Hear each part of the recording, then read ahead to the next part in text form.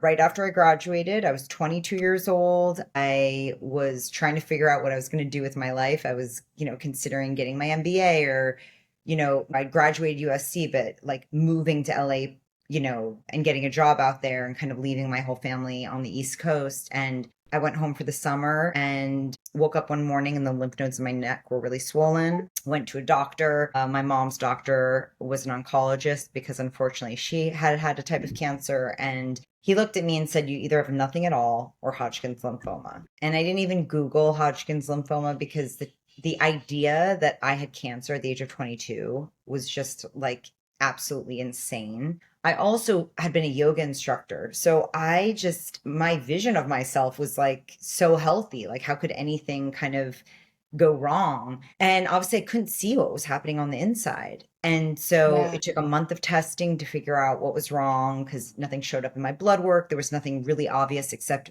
I had very swollen lymph nodes throughout my neck and chest. And they did a biopsy and I was diagnosed with stage 2 Hodgkin's lymphoma and had to go through 6 months of chemotherapy. And it just completely rocked my world and changed my life. Yeah. And my doctor didn't really talk about nutrition. Oh, this is over 15 years ago, too.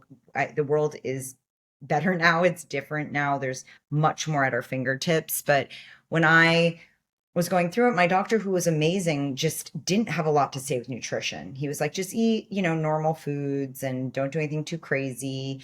And that just didn't sit right with me. I mean, I didn't want to do something so strict and crazy, but I already started to feel very sensitive.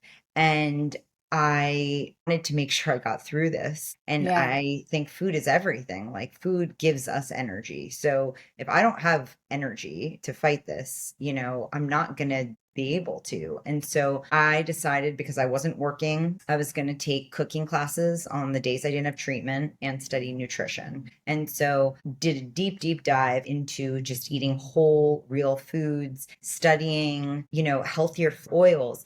I wasn't taught these things. None of us really are. And so in my head, when a recipe said, 1 cup flour, it's white bleached flour, all purpose flour. Like, that's what you think of versus like there's so many other flours out there. We're just not really exposed to it. There's oat flour, there was tapioca starch, potato starch, there's brown rice flour, white rice flour. Like, there just was so many different types. And I really fell in love with just the way I felt eating less processed, more whole food based. And I cut out anything artificial, anything super highly processed, anything that just was empty.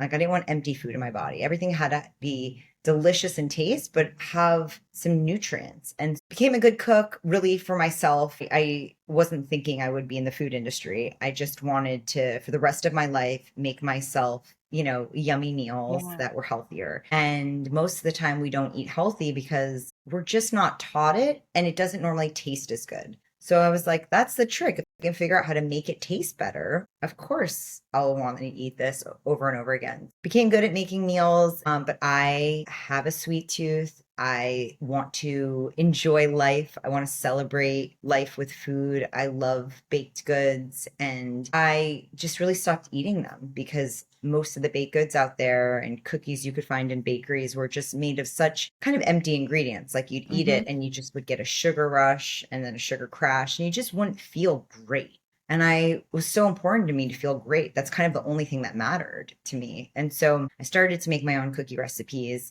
just trying to use less processed, whole food based, higher quality chocolate, oils, ingredients, tried to make it less inflammatory, easier to digest, something that actually would still so be decadent enough to like solve your sweet tooth, but never made you feel gross after. So hundreds and hundreds of batches, I just kept tweaking recipes and learning how different ingredients played together because it really is chemistry. And finally started getting some recipes that everyone loved and I loved. And I didn't even like miss the conventional cookies. I was like, this is the best cookie I've ever tasted. Mm-hmm. And that was kind of the aha moment of, wait a minute, like everyone I meet wants this and everyone notices there's something different about Sweet Loren's. And I really think that like if this were on the shelf and it actually were an option for people in supermarkets across the country, they would buy it. It's just not an option for them. So they don't even know something like this can exist. And that was really the premise for Sweet Loren's.